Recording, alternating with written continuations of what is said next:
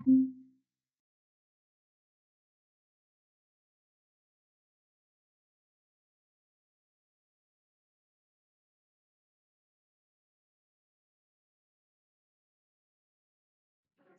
Evening everyone. कैसे हैं आप लोग? गुड इवनिंग सर, हम अच्छे, आप बताओ आप कैसे हो? Good evening sir. जी मैं भी ठीक हूँ। जी गुड इवनिंग अवैध भाई। अनूप भाई कैसे हैं आप? गुड इवनिंग सर, मैं बढ़िया हूँ।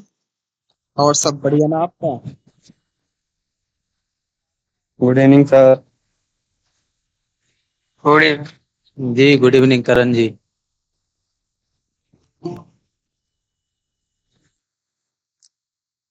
काफी दिनों बाद हम लोग क्लास स्टार्ट कर रहे हैं, है ना? जी सर, कभी से 1 महीने से तो 15-16 दिन तो हो गया, एक वेट कर रहे थे अभी चाल चलेगा जी। चलेगा। आप लोग देख रहे थे जो रिकॉर्डेड वीडियो था? हाँ देख लिया सर, मैं न्यू ज्वाइन किया हूँ ना। हम्म। अच्छा लगा है, आप ठीक है। ज्वाइन लाइव भी क्लास ज्वाइन कर लिया। जी अच्छी बात है, लाइव क्लास में आइए। अगर स्ट्रेंथ रहेगी तभी क्लास चलेगी, है ना? जी सर। तो लाइव पे जुड़िए, क्योंकि लाइव में आपको डायरेक्ट क्वेश्चन पूछने का मौका मिलता है। अगर मैं पढ़ा रहा हूँ, कुछ नहीं समझ में आया, उसी समय आप पूछ सकते हो, है ना? और जिन लोगों ने अभी तक जो प्रीवियस लाइव लेक्चर थे उनको नहीं देखा है तो उसको देख लीजिए आप लोग, है ना? यूट्यूब पे रही प्ले लिस्ट, वहीं से आप देख सकते हो।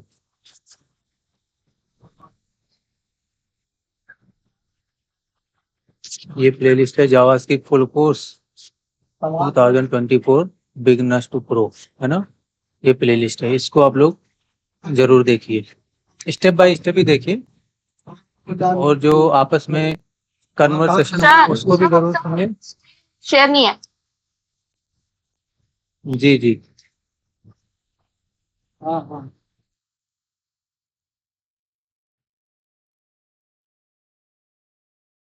और जो टास्क वगैरह भी असाइन किया गया होगा उसको भी कंप्लीट करिए आप लोग। ये प्ले लिस्ट है ना, ये वाला। चैनल पे जाएंगे, पहला प्ले लिस्ट यही है। जब प्ले लिस्ट में जाके देखिए, देखिए कोई भी वीडियो अगर आप देख रहे हैं, जैसे वो करंट का हो या और भी कोई वीडियो हो, तो प्ले लिस्ट से ही एक्सेस कीजिए, क्योंकि प्ले लिस्ट से आपको कंप्लीट वीडियो मिल जाएगा, है ना? फिर आपको ढूंढना नहीं पड़ेगा। जैसे हमने यहाँ पर क्लिक किया तो साइड में इससे रिलेटेड जो जितनी वीडियो हैं, Your boss will hate you for not. इधर है ना, ये देखिए, ये साइड में सारी वीडियो दिखेंगे। तो स्टेप बाय स्टेप आप देख सकते हो इस चीज को, इसलिए प्लेलिस्ट से ही एक्सेस किया करिए कभी भी, है ना?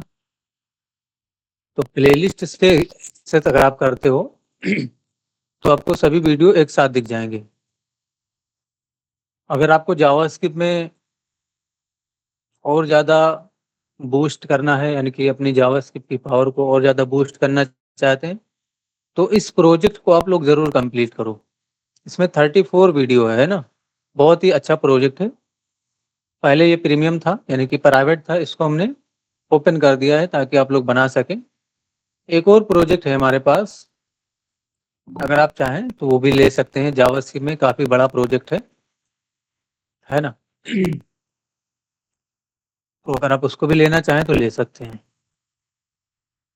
हमारे पास नोड जेएस का, रिएक्ट जेएस का, है ना? अगर आपकी जावास्क्रिप्ट कंप्लीट हो चुकी है तो नोड या रिएक्ट आप ले सकते हैं, उसको पढ़िए,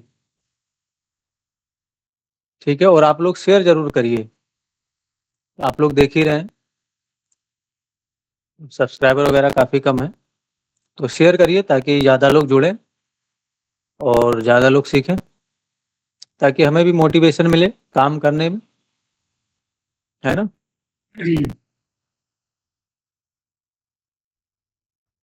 जी, आप लोग समझ रहे हैं? जी गुड इवनिंग। सर बहुत बहुत ज्यादा मिस कर रहे थे सर आपको, कुछ पढ़ ही नहीं रहे थे घर में। जी थैंक यू। सर आप जो पाइथन का स्टार्ट किए ना सर, उसको हम ज्वाइन करेंगे सर। लव ठीक है, ज्वाइन करिए, शुरू से आखिरी तक रहिएगा, है ना? Yes sir, try my best. Drop मत करिए कोर्स को, क्योंकि जब आप जो है कंसिस्टेंसी मेंटेन करेगी, तभी आप सीख पाएंगे, है ना। Yes sir. तो किसी भी चीज़ को सीखने के लिए कंसिस्टेंट रहना बहुत ज़्यादा इम्पोर्टेंट है। कोई भी चीज़ अगर आप सीखना चाहते हो तो कंसिस्टेंसी होना चाहिए उसके अंदर, है ना। भले ही आप कम सीखो, मैं ये नहीं कह रहा कि आप 10 दिन में सब सीख लो, कम सीखो आप, लेकिन कंसिस्टेंसी होना चाहिए उस चीज़ में, है ना। जैसे 20 दिन का कोर्स तुम 4 महीने में सीखो, लेकिन डेली सीखो, थोड़ा बहुत कुछ ना कुछ ज़रूर सीखो। अब ये नहीं कि 20 दिन का कोर्स है तो हम 4 महीने में सीख रहे हैं, लेकिन जो है 1 दिन काम कर रहे हैं, 2 दिन आराम कर रहे हैं, फिर 2 दिन काम कर रहे हैं, 4 दिन आराम कर रहे हैं, तो ऐसे नहीं सीख पाएंगे। कंसिस्टेंसी मेंटेन करना बहुत ज़्यादा इम्पोर्टेंट है, ठीक है। तो किसी भी काम को लेकर आपको कंसिस्टेंट होना इम्पोर्टेंट है, इसलिए कंसिस्टेंसी को ज़रूर मेंटेन करिए आप। कोई भी कोर्स है, कोई भी लैंग्वेज हो, सब कुछ आसान होता है अगर कंसिस्टेंसी के साथ सीखा जाए तो, ठीक है। और मैं ये भी कहूँगा कि एक साथ 2 नाव में पैर मत रखिए, है ना। जो कर रहे हो उसी में लगे रहो। अभी पहले सीख लीजिए अच्छे से, अपने अंदर कुछ इम्प्रूवमेंट लाइए, अपने अंदर स्किल को डेवलप कीजिए, फिर आपको जॉब मिल जाएगी। जॉब के लिए टेंशन मत लीजिए। कुछ लोग क्या करते हैं कि जॉब करने लगते हैं, उनको सैलरी 2-3 हज़ार मिलती है, अब वो 24-24 घंटे के अंदर जो है 12 घंटे 10 घंटे जॉब में ही दे देते हैं, उनको कुछ सीखने को भी नहीं मिलता वहाँ पर, है ना। फिर वो थक जाते हैं, पढ़ाई नहीं कर पाते हैं, तो वो सब अवॉइड कर दीजिए। अभी पहले सीख लीजिए, है ना।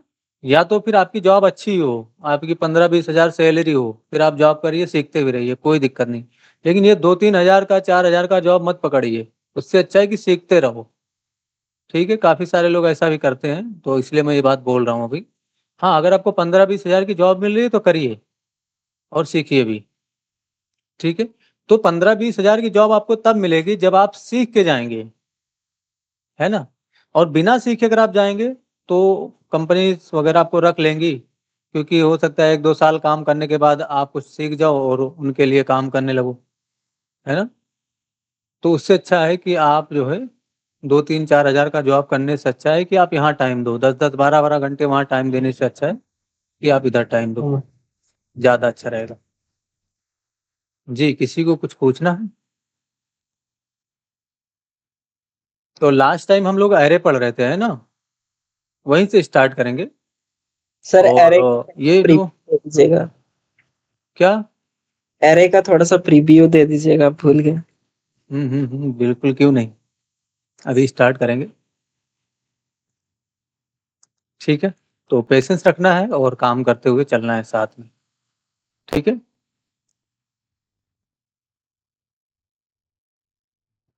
और इसी के साथ जब हमारा पाइथन स्टार्ट हो जाएगा, तो पाइथन में मैंने काफ़ी सारे प्रोग्राम सॉल्व किए अभी तक आप लोगों को पढ़ाने के लिए, और पढ़ाऊँगा भी फ्यूचर में, क्योंकि मैं प्रिपरेशन पहले करता हूँ। पढ़ाने से पहले जो भी पढ़ाना होता है उसको उसकी प्रिपरेशन की जाती है।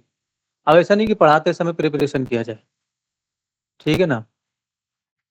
तो उसका जो पाइथन में जो डीएसए से रिलेटेड क्वेश्चन है, उससे रिलेटेड मैं जावास्क्रिप्ट में सोच रहा हूँ सॉल्व करने को, वही सारे क्वेश्चन, और उसको मैं पब्लिक कर दूंगा यूट्यूब पे, आप लोग उसको देखिएगा। और पाइथन में भी वो प्रोग्राम बनाइएगा जब हमारे साथ आप लोग पढ़ेंगे, ठीक है। तो उसको भी ज़रूर अचीव करिए आप लोग।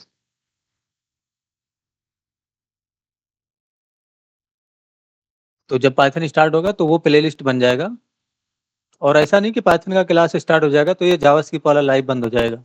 ये भी कंप्लीट होगा, जब तक कंप्लीट नहीं होगा इसको भी हम कंटिन्यू रखेंगे, ठीक है ना। तो आप लोग पेशेंस रखिए और काम करते रहिए। टास्क असाइन किया गया, कुछ लोगों ने किया था, वो मैं चेक नहीं कर पाया, तो उसको अवॉइड कर दीजिए। अभी तक जो भी आपने काम किया नहीं किया छोड़ दीजिए। बस ये है कि लेक्चर आपका कंप्लीटेड होना चाहिए। जिन लोगों ने नहीं देखा है लेक्चर कंप्लीट कर लीजिए। लगभग 18 चैप्टर हो चुके हैं, ये 19वां चैप्टर है, ठीक है। तो उसको जरूर कंप्लीट करिए जो आपका प्रीवियस छूटा हुआ है, ठीक है। और आज से जो टास्क मिलेगा उसको कंप्लीट करना इम्पोर्टेंट है, जरूर करिए, क्योंकि टास्क अगर आप कंप्लीट नहीं करेंगे तो आप सीख नहीं पाएंगे, अगर आप सीखना चाहते हो तो बस बने रहो मेरे साथ, ठीक है। आपको कुछ देना नहीं है, आपको अपना टाइम देना है, ठीक है। आप अगर अगर अपना टाइम यहाँ दे रहे हो तो आप बहुत कुछ सीख जाएंगे, ठीक है। और अगर आप पाइथन भी सीखना चाहें तो बिल्कुल आप लाइव क्लास ले सकते हो, यानी कि पाइथन का लाइव क्लास आप ले सकते हो, ठीक है।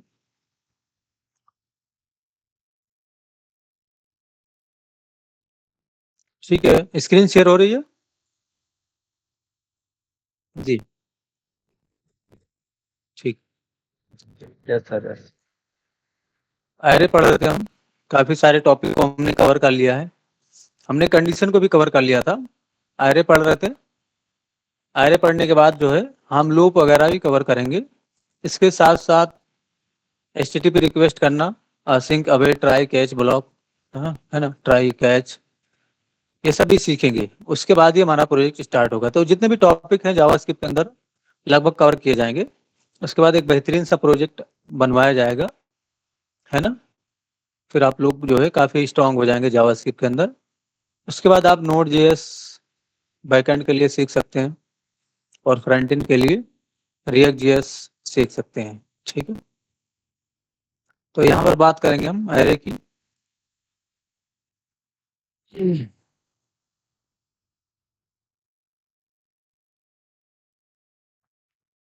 एरेज इन जेएस, है ना, ये मैंने लिखा है। An array is a special variable which can hold more than one value, है ना, यानी कि एक वैल्यू से ज्यादा अगर आप स्टोर करना चाहते हो तो आप एरे बनाइए।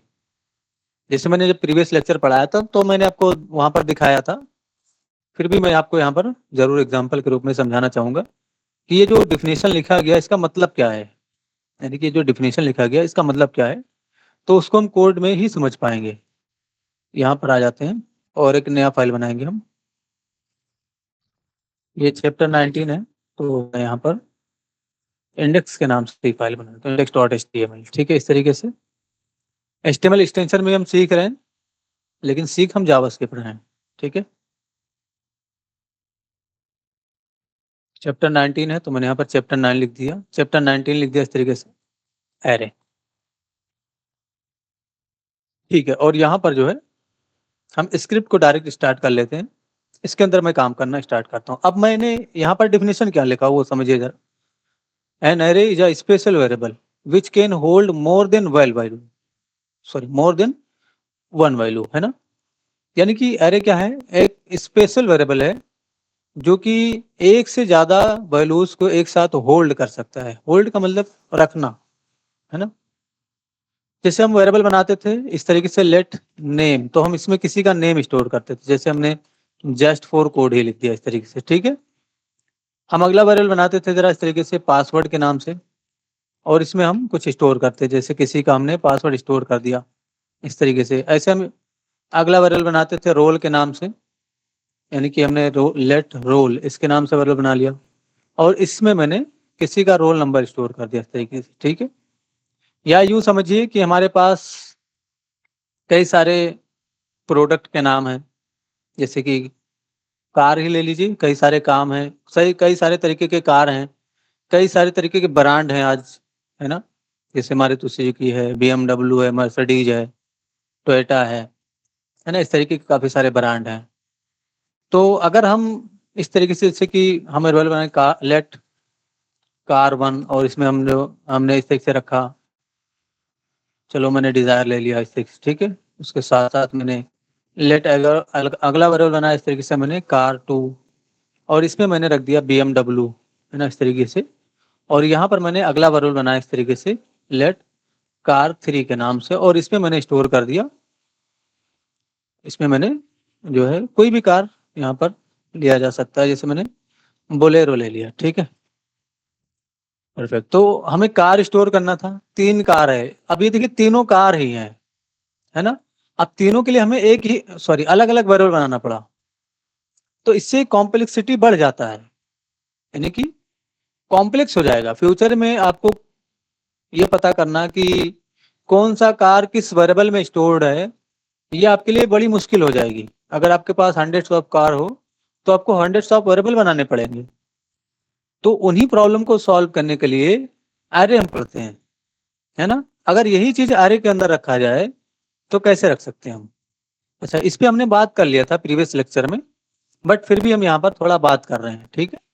तो अगर आपको इसमें ज्यादा ना समझ में आए तो स्पेशली हमने इसी टॉपिक पे बात किया इससे पहले वाले लेक्चर में, तो उसको जरूर देखिएगा, उसमें हमने ऑब्जेक्ट को भी समझा था, ठीक है।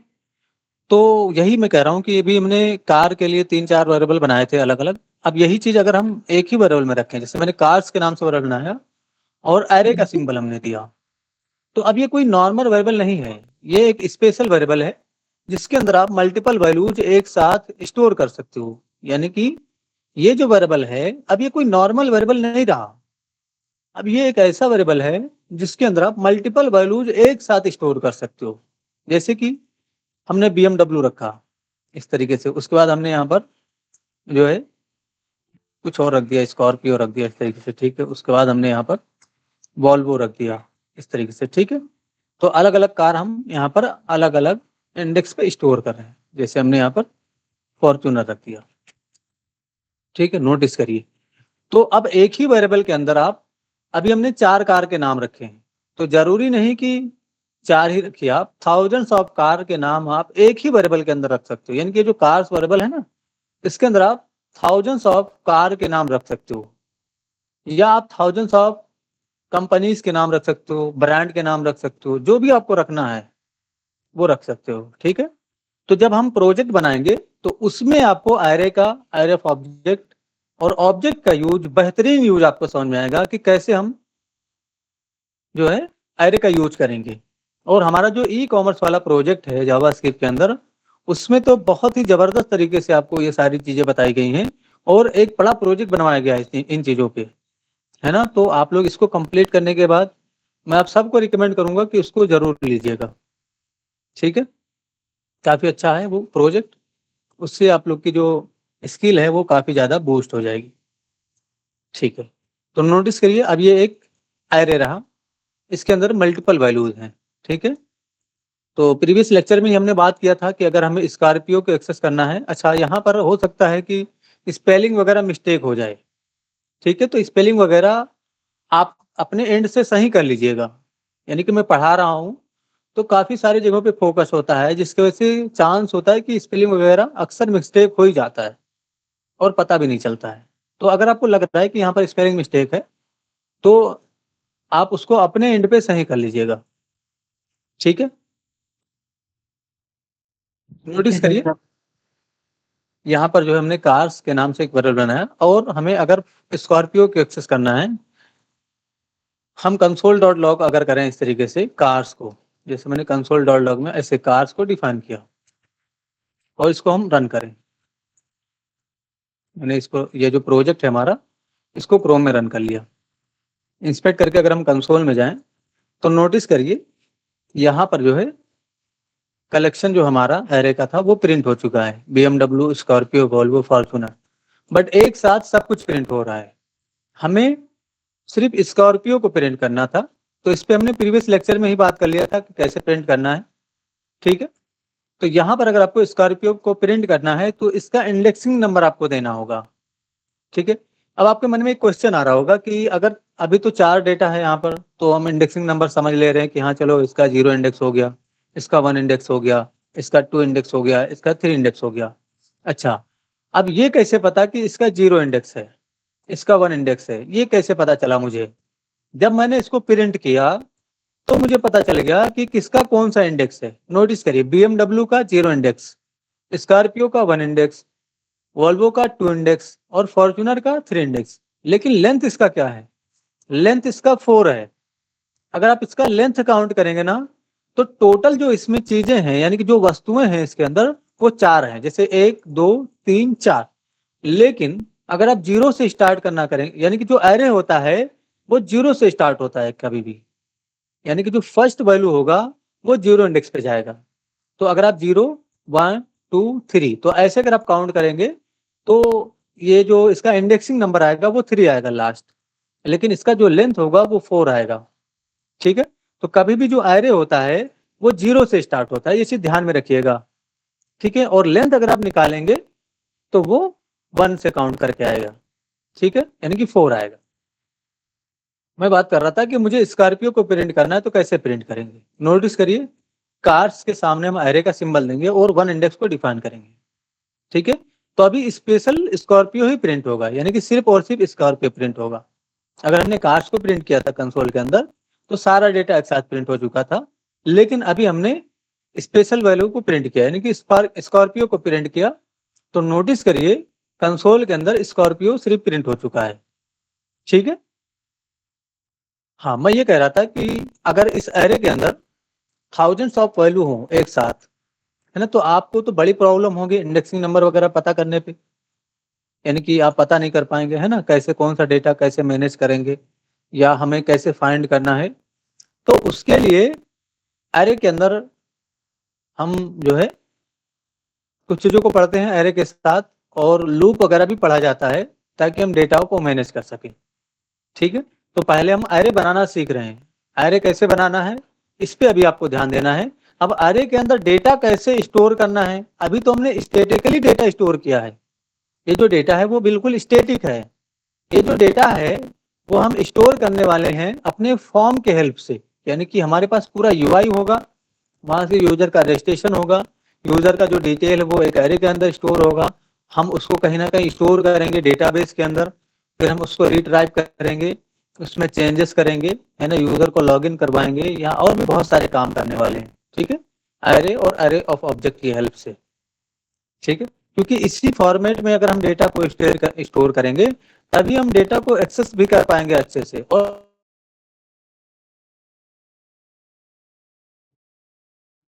है ना, हेलो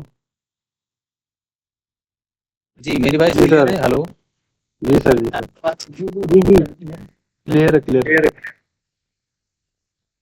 ठीक है।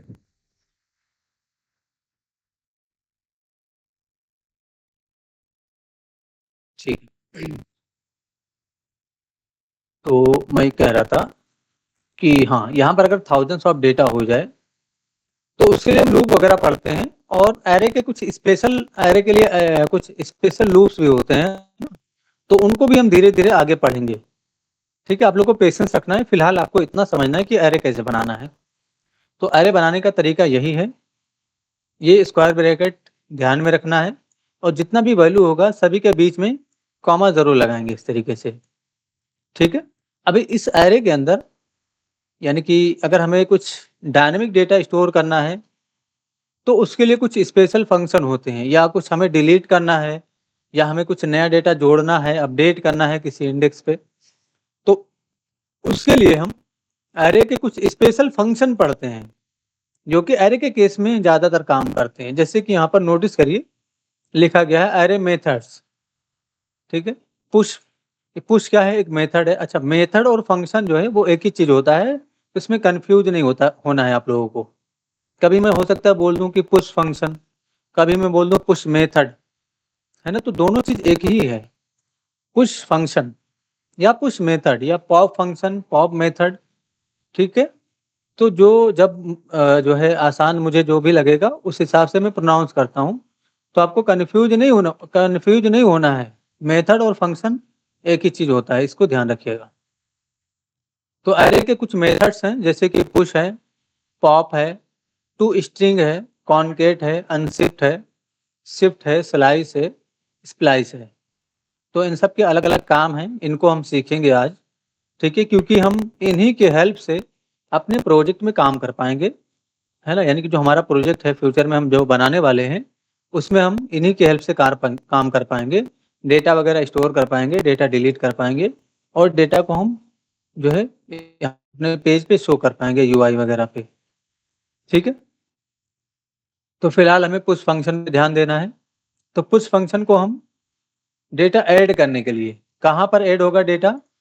एरे के एंड में ऐड होगा। जैसे कि ये एक एरे है, ठीक है, कार से एक एरे है, अब इतना डेटा इसके अंदर स्टोर है पहले से। अगर आप कोई नया डेटा और स्टोर करेंगे, ठीक है, पुश फंक्शन का यूज करके, यानी कि ये जो एरे है इसके लिए अगर आप पुश फंक्शन अप्लाई करते हो तो जो नया डेटा आपका जोड़ेगा वो यहाँ लास्ट में आएगा, ठीक है, यानी कि फॉर्च्यूनर के बाद वो यहाँ पर जुड़ जाएगा, ठीक है। इसी तरीके से यहाँ पर और भी हैं, जैसे कि पॉप है, तो डिलीट फ्रॉम एंड, यानी कि जैसे कि अभी एक एरे है, ठीक है, तो अगर आप पॉप का यूज करते हो, पॉप फंक्शन को अप्लाई करते हो, तो लास्ट वाला डेटा डिलीट कर देगा, ये सिर्फ एक डेटा डिलीट करेगा लास्ट से, ठीक है। और यहाँ पर एक और चीज लिखा गया है रिटर्न, तो रिटर्न का मतलब ये हो गया कि अगर आप चाहो तो जो डेटा डिलीट किया गया है उसको किसी वेरिएबल में स्टोर कर सकते हो, यानी कि अभी हम एग्जांपल देखेंगे तो आपको समझ में आ जाएगा, ठीक है। अगला है यहाँ पर टू स्ट्रिंग फंक्शन, तो टू स्ट्रिंग फंक्शन क्या है, कन्वर्ट्स एरे टू स्ट्रिंग, यानी कि एरे को स्ट्रिंग में अगर आप कन्वर्ट करना चाहते हो तो टू स्ट्रिंग फंक्शन को अप्लाई करिए। Concat function joins multiple array and returns result, यानी कि जैसे कि ये एक एरे है और हो सकता है आपके पास 2-3 एरे हो या 10 एरे हो, यानी कि इसी तरीके के कई सारे एरे हो आपके पास, तो उसको अगर आप मर्ज करना चाहते हो, यानी कि सब एरे को एक साथ जोड़ना चाहते हो, सारे एरे को, तो उसके लिए आप कॉन्केट फंक्शन को अप्लाई कर सकते हो। अनशिफ्ट होता है ऐड टू स्टार्ट, यानी कि पुश फंक्शन से भी हम डेटा ऐड करते हैं, लेकिन वो डेटा कहाँ ऐड करेगा, एंड में।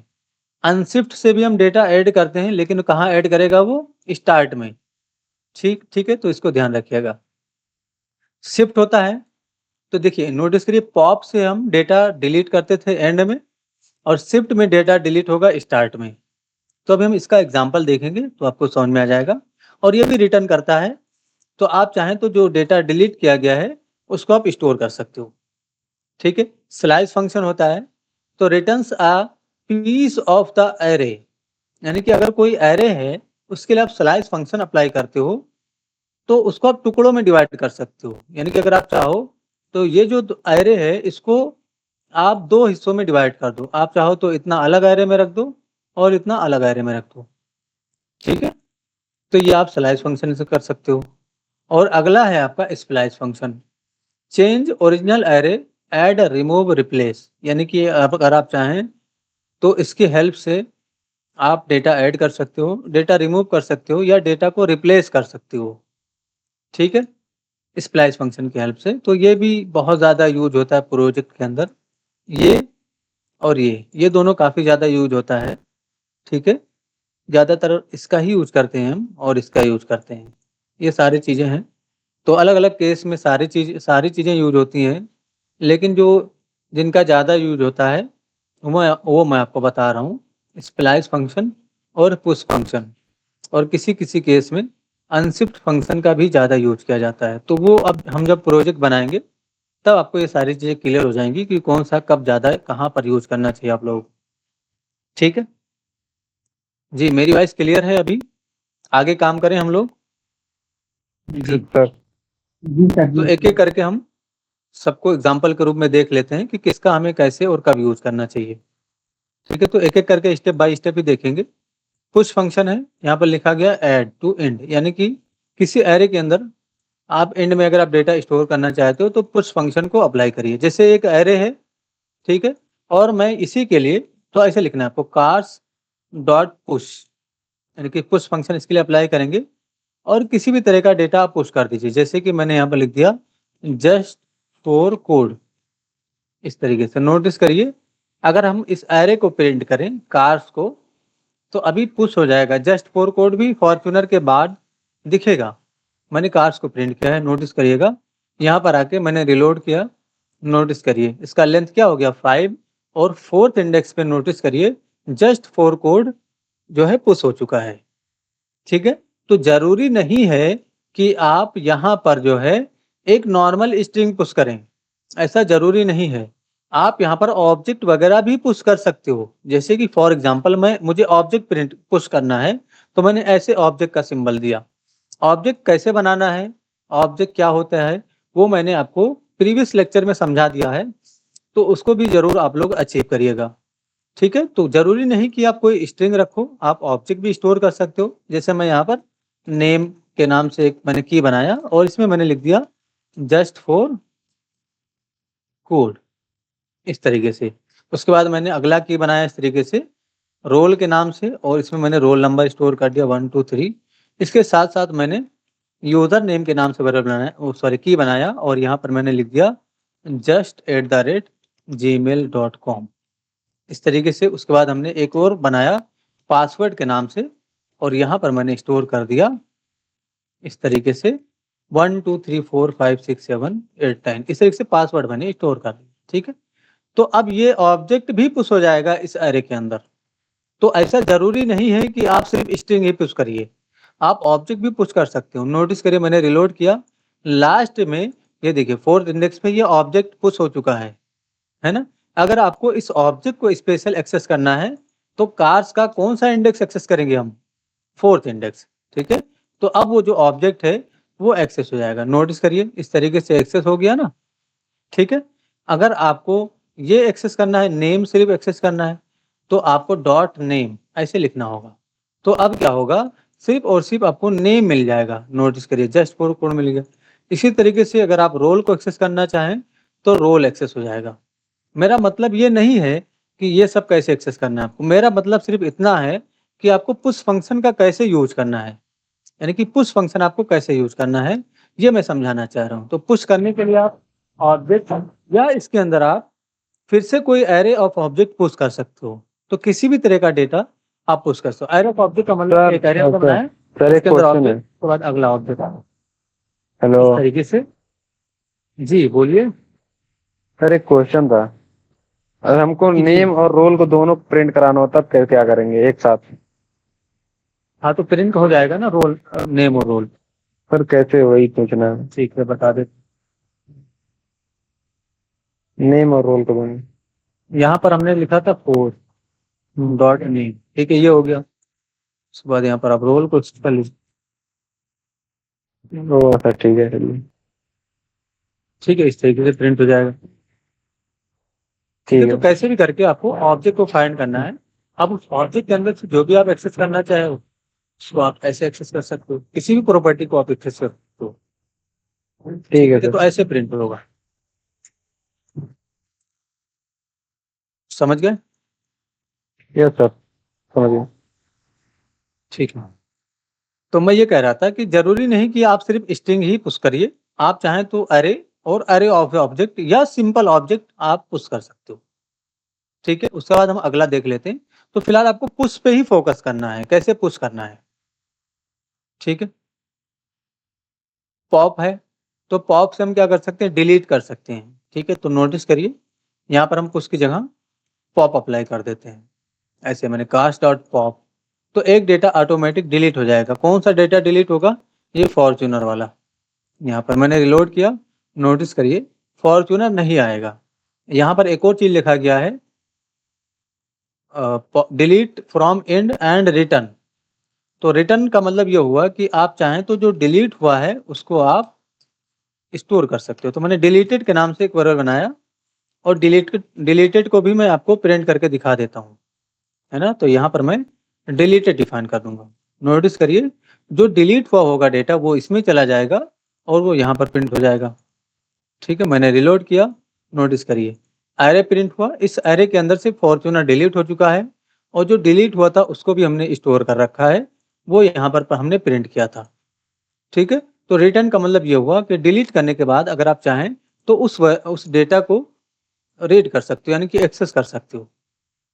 ठीक है, चलिए जरा आगे काम करेंगे। अब हम अगला फंक्शन है यहाँ पर टू स्ट्रिंग के नाम से।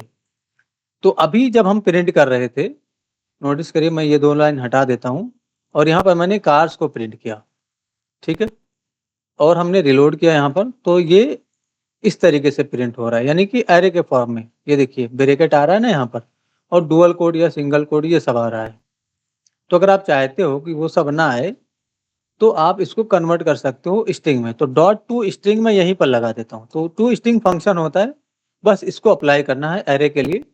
अब ये इस तरीके से प्रिंट नहीं होगा, अब ये एज अ स्ट्रिंग प्रिंट होगा। नोटिस करिए BMW, स्कॉर्पियो, वॉल्वो, फॉर्च्यूनर, ये इस तरीके से प्रिंट हो रहा है।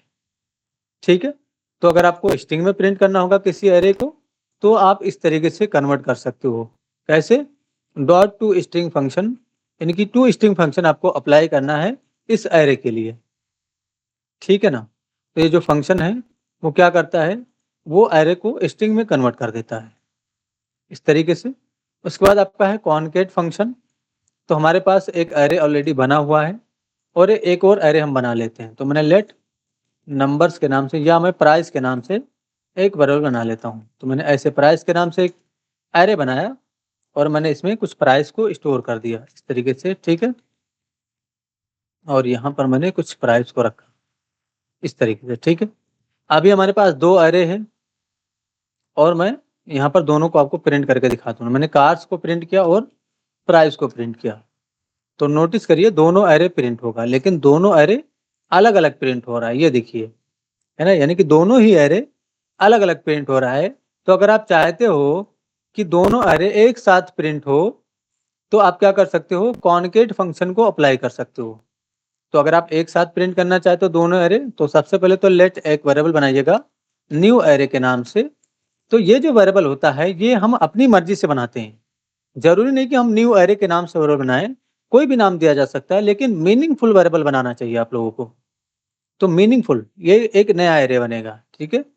तो अब इसके लिए चाहे इसके लिए किसी के लिए आप कॉनकेट को अप्लाई करिए। तो मैंने कार्स के लिए डॉट कॉनकेट फंक्शन को अप्लाई किया। बस इस फंक्शन के अंदर आपको अगला वाला एरे डिफाइन कर देना है। तो ये जो प्राइस वाला एरे था उसको मैंने इसको दे दिया। अब क्या होगा, इस कार्स के अंदर ये प्राइस वाला चला जाएगा, यानी कि अब दोनों ही एक साथ दिखेगा। अब आपको किसको प्रिंट करना है, न्यू एरे को प्रिंट करना है। तो मैंने यहाँ पर ऐसे न्यू एरे को डिफाइन कर दिया इस तरीके से। तो नोटिस करिए न्यू एरे अब, यानी कि अब नया एरे जो बना हमारा दोनों एक साथ जोड़ के वो प्रिंट होगा। तो मैंने रिलोड किया, ये देखिए, है ना, एक साथ ही प्रिंट हुआ। अब ये अलग अलग नहीं प्रिंट हो रहा है। इसी तरीके से सपोज करो एक और एरे होता। चलिए मैंने यहाँ पर एक और एरे बनाया इस तरीके से। मैंने सपोज करो नेम के नाम से मैंने एक एरे बनाया, इसमें मैंने आलोक रखा, इसमें मैंने अनूप रख दिया इस तरीके से, और यहाँ पर मैंने ऐसे रख दिया सोहेल, और यहाँ पर मैंने डिफाइन कर दिया अमित। तो अगर हमें ये भी एरे इसके साथ जोड़ना है तो बस कॉमा लगाना है इस तरीके से, और यहाँ पर आपको नेम वाले एरे को भी जोड़ देना है। तो अब ये तीनों एक साथ जुड़ जाएगा। मैंने रिलोड किया, नोटिस करिए, है ना, आलोक, सोहेल, अमित, ये सब भी उसी में जुड़ गया। तो जरूरी नहीं है कि आप जो है कार्स पे अप्लाई करें। आप चाहें तो ऐसे लिख दें नेम, और यहाँ पर हम लिख दें कार्स, ठीक है, और यहाँ पर हम लिख दें प्राइस इस तरीके से, ठीक है। तो जो जैसे लिखेंगे, पहले क्या होगा नेम, उसके बाद कार्स, उसके बाद प्राइस। नोटिस करिए मैंने रिलोड किया यहाँ पर, तो पहले नेम से रिलेटेड डेटा, उसके बाद सारे कार्स, उसके बाद प्राइस। अगर आप चाहते हो कि बीच में प्राइस आए तो यहाँ पर आप प्राइस लिखिए इस तरीके से, और यहाँ पर आप कार्स लिख दीजिए। तो जैसे आप लिखेंगे वैसे वैसे वो कॉन्केट होता हुआ चला जाएगा। तो नोटिस करिए बीच में प्राइस दिखा और नीचे कार्स आया, ठीक है। तो अगर आपको मल्टीपल एरे को एक साथ जोड़ना होगा तो आप ऐसे उसको जोड़ सकते हो। उसके लिए आपको कॉनकेट फंक्शन मिलता है, ठीक है। तो ये जो नोट्स है वो मैं व्हाट्सएप ग्रुप में डाल दूंगा, वहीं से आप लोग डाउनलोड कर लेना।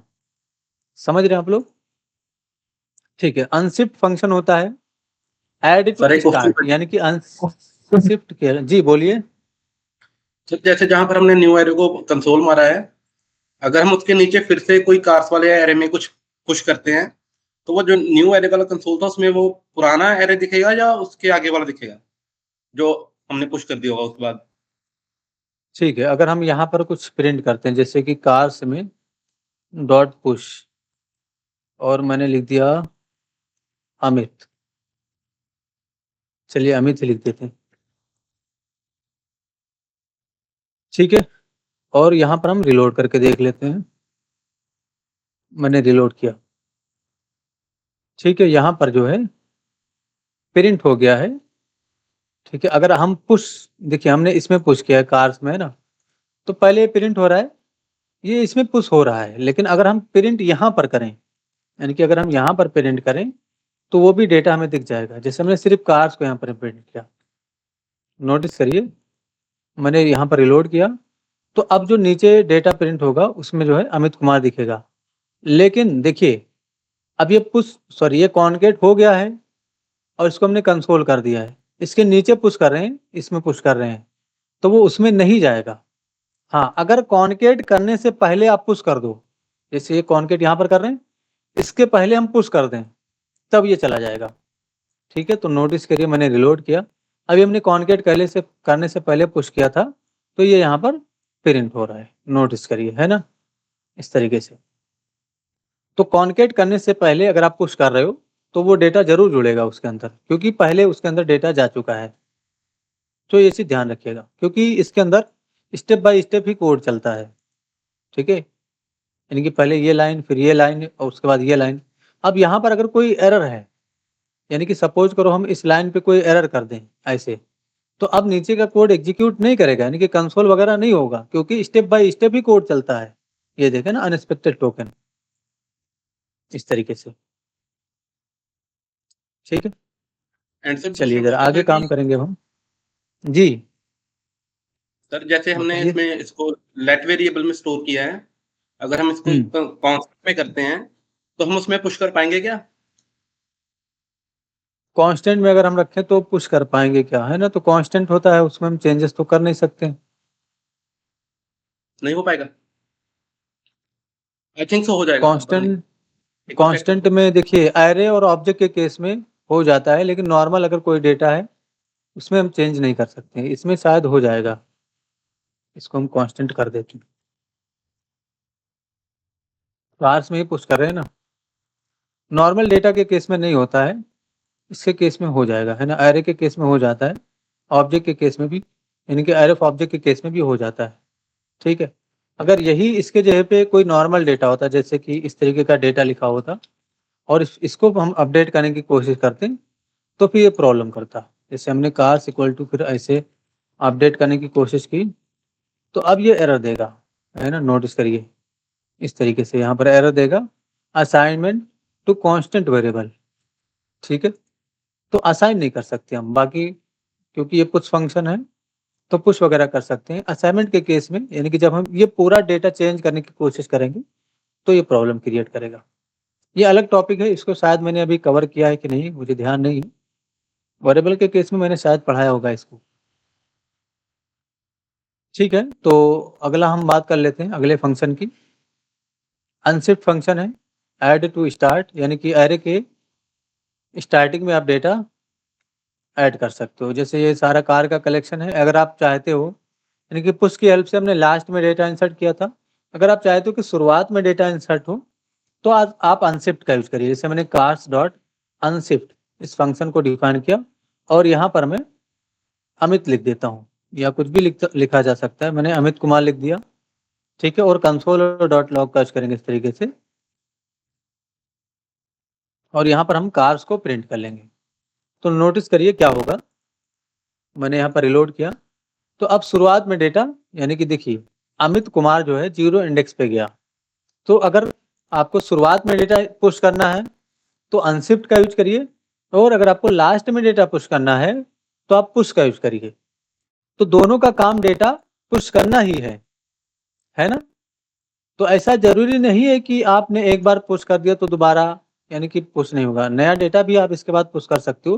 तो ये सब लूप के अकॉर्डिंग, या हम किसी बटन पे क्लिक करने पे अलग अलग तरीके का डेटा इसमें स्टोर करते हैं, ठीक है। तो वो सारी चीजें आप प्रोजेक्ट वगैरह के अंदर समझेंगे, ठीक है। फिलहाल मैंने आलोक कुमार भी पुश किया, तो नोटिस करिए पहले अमित पुश हो जाएगा, उसके बाद जो है हमें आलोक कुमार भी पुश हो जाएगा, इस तरीके से नोटिस करिए, ठीक है। तो कितनी भी बार लिखा जा सकता है इस चीज को, लेकिन जब हम क्लिकेबल यानी कि जो है किसी प्रोजेक्ट पे काम करेंगे तो वहां पर बटन वगैरह होगा, है ना, फॉर्म का डेटा जैसे हम क्लिक करेंगे तो उसको हम पुश करते हुए चलते हैं किसी एरे के अंदर, वो सारी चीजें आप प्रोजेक्ट के अंदर ही अच्छे से समझ पाएंगे। फिलहाल आपको बस इतना ध्यान में रखना है कि अनशिफ्ट का यूज क्या है, पुश का यूज क्या है, कॉन्केट का यूज क्या है, पॉप का यूज क्या है, टू स्ट्रिंग का यूज क्या है, यानी कि इनका यूज क्या समझना है। अभी एक्चुअल यूज क्या है वो अभी आप नहीं समझ सकते हो, क्योंकि हमने प्रोजेक्ट स्टार्ट नहीं किया है, और बिना प्रोजेक्ट के हम उसको सीख ही नहीं सकते हैं। ये चीज ध्यान में रखिएगा, ठीक है। अभी मैं कितना भी चीज अगर आपको एग्जांपल दिखा दूं, कितना भी कंसोल करके दिखा दूं, नहीं सीख सकते हो जब तक आप लाइव प्रोजेक्ट, यानी कि जब तक आप डेटा के साथ इंटरेक्शन नहीं करेंगे, यानी कि डेटा के साथ आप काम नहीं करेंगे, आप नहीं सीख पाएंगे। इसीलिए आपको पेशेंस रखना है, और समय आने के पर आप सब सीख जाएंगे। तो समय का इंतजार करिए, और फिलहाल आपको बस इतना ध्यान में रखना है कि यूज क्या है, शिफ्ट का यूज क्या है, अनशिफ्ट का यूज क्या है, कॉन्केट का यूज क्या है, टू स्ट्रिंग का यूज क्या है ना, ठीक है। तो अभी आपने अनशिफ्ट को देखा, इसके बाद का जो फंक्शन उसको भी देख लेते हैं। शिफ्ट है तो शिफ्ट से भी डेटा डिलीट किया जाता है। कहाँ डिलीट किया जाता है? स्टार्ट में, यानी कि अरे के स्टार्टिंग में डेटा अगर आपको डिलीट करना है तो शिफ्ट का यूज करिए आप ऐसे, ठीक है। और यहाँ पर बस आपको कुछ आर्गुमेंट नहीं देना है, बस शिफ्ट फंक्शन को अप्लाई करना है। तो जो BMW है वो डिलीट हो जाएगा कार्स वाले कलेक्शन के अंदर से। तो नोटिस करिए BMW आपको नहीं दिखेगा। अगर आपको BMW की आवश्यकता है तो यहाँ पर क्या लिखा हुआ है? एंड रिटर्न, यानी कि जो डिलीट हुआ है वो डेटा ये रिटर्न करता है, तो उसको भी किसी वेरिएबल में आप रख सकते हो। तो मैंने लेट डिलीटेड इसके नाम से वेरिएबल बनाया और यहाँ पर मैंने डिलीटेड को भी प्रिंट करके आपको दिखा देता हूँ। नोटिस करिए इस तरीके से मैंने प्रिंट किया, तो जो डेटा डिलीट हुआ है उसको भी इंफॉर्मेशन आपको मिल जाएगी। ये देखिए यहाँ से डिलीट हो गया है और ये जो डेटा डिलीट हुआ है वो यहाँ पर है, ठीक है। तो अगर आपको इसका कोई काम है तो बिल्कुल आप काम में ले सकते हो। तो जनरली मैं आपको समझाता हूँ ये चीज, ये जो केस है यानी कि जो डेटा डिलीट किया गया है उसको रिटर्न करके किसी वेरिएबल में, या हमें उसका काम क्या है एक्चुअली, इसको समझने की कोशिश करिए। अभी आप लोग मोबाइल यूज करते हो, मोबाइल से जब हम फोटो डिलीट कर देते हैं तो वो रिसाइकिल बिन में चला जाता है या रिसेंट डिलीटेड में चला जाता है ना। तो जो डिलीट हो किया गया है उसको हम चाहें तो कहीं दूसरे जगह पे स्टोर कर सकते हैं और उसको हम कुछ दिन के लिए स्टोर कर सकते हैं। यानी कि जैसे हमने 10 दिन के लिए स्टोर कर दिया, तो अगर यूजर चाहे तो 10 दिन के अंदर उस डेटा को फिर से मतलब इस एरे के अंदर डाल दे, यानी कि उसको मूव कर ले, यहाँ पर फिर से डेटा अपना निकाल ले, या 10 दिन के बाद वो ऑटोमेटिक डिलीट हो जाए। तो मोबाइल के अंदर आपने देखा होगा जब हम डिलीट करते हैं तो एक अलग तरीके यानी कि अलग जगह पे वो चला जाता है, रिसेंट डिलीटेड के अंदर चला जाता है और वहाँ पर टाइम भी लिख के आता है कि 30 दिन के लिए, अभी 25 दिन बचा हुआ है, डिलीट हो जाएगा ऑटोमेटिक, है ना, इस तरह से लिख के आता है। तो ये सारे काम कर सकते हो आप डिलीट किए गए डेटा के साथ, लेकिन वो तब कर सकते हो आप जब आपकी स्किल इम्प्रूव हो। सिर्फ मैंने बोल दिया और आपने सुन लिया इतने से नहीं होगा, उसके लिए आपको अच्छी नॉलेज होनी चाहिए। वो कब होगी? जब आप काम करेंगे, ठीक है, यानी कि पेशेंस के साथ अगर आप काम करेंगे तब आपको ऐसी नॉलेज होगी, ठीक है। चलिए हम डिलीटेड डेटा भी आपको काम करके दिखाएंगे इसी प्रोजेक्ट के अंदर, यानी कि जो प्रोजेक्ट बन रहा है उसी पे हम यानी कि वैसी फंक्शनलिटी बनाना सीखेंगे, ठीक है। तो आप लोग पेशेंस रखना है। उसके बाद है आपका स्लाइस फंक्शन। तो स्लाइस भी क्या करता है? रिटर्न करता है। क्या रिटर्न करता है? पीस ऑफ द एरे, यानी कि जैसे कि ये एक एरे है, अगर आप चाहें तो इसको 2 भाग में डिवाइड कर सकते हैं। तो लेट एक वेरिएबल बनाएंगे जरा इस तरीके से न्यू एरे के नाम से, और यहाँ पर हम कार्स के लिए डॉट स्लाइस फंक्शन को अप्लाई करेंगे, ठीक है। अब हमें कहाँ से कट करना है? इसके अंदर 2 आर्गुमेंट आपको देना है। अब जैसे अगर आप चाहते हो कि स्कॉर्पियो और वॉल्वो मिले आपको, तो यहाँ पर आपको क्या लिखना है? 1,2। 1 लिखने का मतलब ये हो गया कि यहाँ से आपको डेटा मिलेगा, और 2 लिखने का मतलब ये हो गया कि 2 डेटा मिलेगा, एक तो ये खुद और ये, यानी कि 1 2, ठीक है। अगर हम यहाँ पर 3 लिख दें तो तीसरा डेटा भी हमें मिल जाएगा, ठीक है। तो 1,2 इस तरीके से लिखा, तो यहाँ से डेटा स्टार्ट होगा और वॉल्वो तक आपको डेटा मिलेगा। कहाँ जाएगा? वो इसके अंदर चला जाएगा। अगर हम यहाँ पर कार्स को प्रिंट करें और इसके ठीक नीचे हम न्यू एरे को प्रिंट करें, इस तरीके से मैंने न्यू एरे को प्रिंट किया, तो नोटिस करिए अभी क्या होगा। यहाँ पर अगर हम रिलोड करें तो ये देखिए स्कॉर्पियो मिला हमें, ठीक है। एक और डेटा आना चाहिए नए एरे में, ये नया एरे है।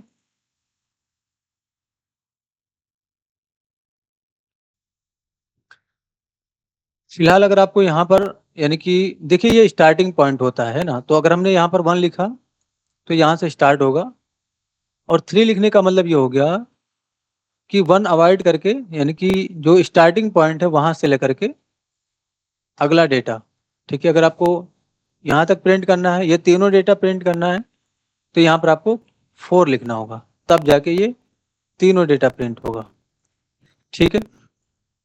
ये देखिए नोटिस करिए इस तरीके से। अगर आप चाहते हो कि 0 से लेकर के यहाँ तक डेटा प्रिंट हो, तो यहाँ पर आपको 0,2 लिखना होगा इस तरीके से, यानी कि अब 2 इंडेक्स तक डेटा प्रिंट होगा। यहाँ पर मैंने रिलोड किया, अच्छा नोटिस करिए 0,3 लिखेंगे क्योंकि यहाँ पर हमें 1 एक्स्ट्रा लिखना होगा अगर यहाँ पर हम प्रिंट करें तो। मैंने रिलोड किया। तो जनरली इसका काम क्या है, एरे को स्लाइस करना, यानी कि एरे को अगर आप टुकड़ा करना चाहते हैं तो इस तरीके से आप कर सकते हो और वो एक नए वेरिएबल में आप स्टोर कर सकते हो। ठीक है, ये हमारा पुराना एरे प्रिंट हो रहा है, ये नया एरे प्रिंट हो रहा है इस तरीके से। और इसी तरीके से हमारा कुछ, यानी कि इस तरीके से नहीं, मतलब स्प्लाइस फंक्शन होता है। तो स्प्लाइस फंक्शन की हेल्प से हम किसी पर्टिकुलर इंडेक्स पे, यानी कि पॉप फंक्शन और जो शिफ्ट फंक्शन हमने पढ़ाया, उससे हम लास्ट का डेटा या शुरुआत का डेटा ही डिलीट कर सकते थे। लेकिन ये जो स्प्लाइस फंक्शन है, इसकी हेल्प से हम किसी भी इंडेक्स का डेटा डिलीट कर सकते हैं। यानी कि किसी भी इंडेक्स का डेटा अगर हम डिलीट करना चाहें तो स्प्लाइस के हेल्प से हम डिलीट कर सकते हैं। ठीक है, जैसे मैं आपको दिखाता हूँ। जैसे मैंने यहाँ पर कार्स के अंदर से डॉट स्प्लाइस फंक्शन ऐसे अप्लाई किया और यहाँ पर मुझे स्कॉर्पियो को डिलीट करना है। तो सबसे पहले स्कॉर्पियो का इंडेक्स क्या है वो आपको देखना होगा। तो स्कॉर्पियो का इंडेक्स क्या है, 1। इस तरीके से आपको डिफाइन करना है। और अगला कितना डेटा डिलीट होगा यहाँ से लेकर के, अगर सपोज करो आपने यहाँ पर 2 लिख दिया तो स्कॉर्पियो तो डिलीट होगा ही होगा, उसके साथ साथ वॉल्वो भी डिलीट हो जाएगा। अगर हम यहाँ पर प्रिंट करें, अभी नोटिस करिए मैंने कार्स को ऐसे प्रिंट कर लिया इस तरीके से। ठीक है, तो अभी क्या होगा, स्कॉर्पियो तो डिलीट होगा ही, उसके साथ साथ वॉल्वो भी डिलीट हो जाएगा। ये देखिए, है ना, वॉल्वो डिलीट हो गया, स्कॉर्पियो डिलीट हो गया, सिर्फ और सिर्फ फॉर्च्यूनर बचा और BMW बचा। तो ये चीज ध्यान में रखना है कि अगर आप स्कॉर्पियो को डिलीट करना चाहते हैं तो उसका इंडेक्स आपको फर्स्ट, यानी कि फर्स्ट पैरामीटर के रूप में देना है। और सेकंड जो है आपको क्या देना है, यहाँ पर कितना डेटा आप डिलीट करना चाहते हैं। यानी कि अगर सिर्फ स्कॉर्पियो को अगर आपको डिलीट करना है तो यहाँ पर आपको 1 लिखना है, यानी कि अब एक ही डेटा डिलीट होगा जो इंडेक्स आपने यहाँ पर दिया है। तो नोटिस करिए, मैंने रिलोड किया, अभी सिर्फ और सिर्फ स्कॉर्पियो डिलीट हुआ। अगर आप चाहते हो कि यहाँ तक डेटा डिलीट हो जाए तो यहाँ पर आपको 3 लिखना है। तो अब क्या होगा, यहाँ से लेकर के यहाँ तक तीनों डेटा डिलीट हो जाएगा। नोटिस करिए, डिलीट हो गया है। इसी तरीके से अगर आप चाहते हो कि ये तीनों डिलीट होने के बाद कोई नया डेटा यहाँ पर आ जाए तो आप थर्ड आर्गुमेंट में दे सकते हो उस चीज को। जैसे मैंने तीनों को डिलीट किया, उसके बाद मैंने लिख दिया जस्ट फॉर कोड, तो ये चीज थर्ड आर्गुमेंट में दिया जा सकता है। तो नोटिस करिए, तीनों डिलीट हुआ और तीनों के जगह पे जस्ट फॉर कोड आ गया। तो ऐसा जरूरी नहीं कि आप तीनों डिलीट करने के बाद आप कोई नया डेटा, आप चाहें तो सेम डेटा को ही डिलीट करो, यानी कि स्कॉर्पियो के जगह पे आप ये जस्ट फॉर कोड अपडेट कर दो। तो इस तरीके से हम अपडेट कर सकते हैं। ठीक है ना, यानी कि स्कॉर्पियो रिमूव हो जाएगा, उसके जगह पे जस्ट फॉर कोड लिख के आ जाएगा। जहां पर स्कॉर्पियो लिखा हुआ था वहां पर जस्ट फॉर कोड लिख के आ जाएगा इस तरीके से। परफेक्ट। तो इस तरीके से डेटा अपडेट किया जाता है एरे के अंदर, ये तरीका है। और ये जो तरीका है, इतना अगर आप लिखते हैं, इससे एरे के अंदर से डेटा डिलीट हो जाएगा। अच्छा, एरे के अंदर डेटा अपडेट करने का यही तरीका नहीं है, और भी तरीके हैं अपडेट करने के, तो उससे भी हम डेटा अपडेट कर पाएंगे। और फिलहाल ये तरीका भी अगर आप यूज करना चाहें, जो अभी हमने आपको दिखाया था, इससे भी अपडेट किया जा सकता है इसी पर्टिकुलर इंडेक्स को। ठीक है, फिलहाल इतना आपको ध्यान में रखना है। स्प्लाइस फंक्शन का काफ़ी ज़्यादा यूज होता है, तो इसमें आपको ध्यान रखना है कि यहाँ पर कौन सा पैरामीटर जिसको आपको डिलीट करना है। जैसे अगर आपको वॉल्वो को डिलीट करना है तो उसका इंडेक्सिंग नंबर देना है। जैसे 0, 1, 2, इसका इंडेक्सिंग नंबर क्या है, 2, तो यहाँ पर 2 देना है। अब कितना डेटा डिलीट होगा वॉल्वो के बाद, वो आपको यहाँ पर देना है। सिर्फ वॉल्वो डिलीट करना है, इसलिए यहाँ पर हम 1 ही लिखेंगे। तो नोटिस करिए, अब यहाँ पर वॉल्वो डिलीट हो जाएगा। अगर आप चाहे तो फॉर्च्यूनर भी साथ में डिलीट हो जाए तो यहाँ पर आपको 2 लिखना होगा इस तरीके से। तो अब वॉल्वो के साथ साथ फॉर्च्यूनर भी डिलीट हो जाएगा। अगर सपोज करो हम यहाँ पर 10 लिख दें तो 10 लिखने से कोई प्रॉब्लम नहीं होगा। अगर 10 तक डेटा है तो डिलीट होगा, नहीं तो जितना इंडेक्सिंग नंबर मिल रहा है उतना ही डिलीट हो जाएगा। जैसे अभी 2 डेटा मिल रहा है तो 2 डेटा डिलीट हो जाएगा। अगर हम यहाँ पर और भी डेटा ऐसे जोड़ दें तो ये भी डिलीट हो जाएगा। ठीक है, नोटिस करिए इस तरीके से। तो इंडेक्सिंग नंबर, सॉरी, यहाँ पर जो वैल्यू है अगर आप ज़्यादा लिख देते हो तो इससे कोई फर्क नहीं पड़ेगा। ठीक है, अगर मैंने 2 लिखा तो 2 डेटा डिलीट होगा और लास्ट वाला डेटा यहाँ पर बच जाएगा। ये देखिए, ये वाला बच गया ना, इस तरीके से। परफेक्ट। तो ये चीज़ आपको ध्यान में रखना है। डिलीट के केस में अगर आपको अपडेट करना है तो थर्ड पैरामीटर आपको यहाँ पर देना है स्प्लाइस के अंदर, तो उससे डेटा अपडेट हो जाएगा उस इंडेक्स पे जो आपने फर्स्ट पैरामीटर में दिया होगा। ठीक है, तो आई होप चीज़ें क्लियर होंगी। अगर आपको कुछ इशू है तो ज़रूर पूछिए आप लोग। ठीक है, अभी आप लोग टास्क भी ज़रा देख लीजिए, टास्क क्या है, ऐसे अरे से रिलेटेड ही है। ठीक है, यहाँ पर मैं इसको ओपन कर लेता हूँ। Write a program to convert an array to string.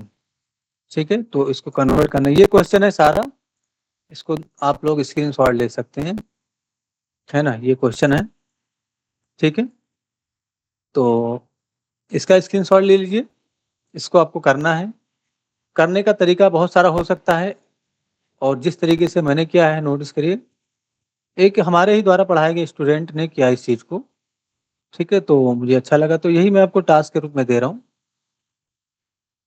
यहाँ पर क्लिक करेंगे तो जो पहले एरे था वो दिखेगा, उसके बाद क्या लिखा गया है यहाँ पर, write a program to convert an array into string, यानी कि कन्वर्ट होने के बाद एरे इस तरीके से दिखेगा। जो पहले से एरे था वो ऐसे था, अब कन्वर्ट हो गया तो वो ऐसे दिख रहा है। Write a program to delete last data from an array, तो नोटिस करिए पहले जो एरे था इसमें 1 2 3 4 5 था, अब जो डिलीट हो गया उसके बाद जो है इसमें, यानी कि लास्ट वाला डेटा डिलीट हो गया तो यहाँ पर 4 तक बचा। कौन सा डेटा डिलीट हुआ है वो उसकी भी इंफॉर्मेशन यहाँ पर प्रिंट की जा रही है इस तरीके से। ठीक है, तो मैंने हिंट दिया है, आप चाहें तो इस तरीके से सॉल्व करिए, या आपके पास जो भी तरीका है उससे सॉल्व करिए। थोड़ा सा अगर आप यूआई के साथ काम करते हो तो आपकी स्किल इम्प्रूव होगी, इसलिए मैं आपको यूआई ज़रूर रिकमेंड करूँगा। ठीक है, बहुत आसान है, मैं आपको कल इसको ज़रूर एक्सप्लेन करूँगा अगर आप लोग नहीं कर पाएंगे। फिलहाल कोशिश करिएगा इसी तरीके से करने की, तो आप चाहें तो इसका भी स्क्रीनशॉट ले सकते हैं, और क्वेश्चन आपके सामने है, यही सारा क्वेश्चन है। ठीक है, इसी को आपको सॉल्व करना है। समझ गए आप लोग टास्क को? जी, किसी जी को सर, मैं भेज पूछना है दूंगी। तो वो पूछ सकता है। Okay, thank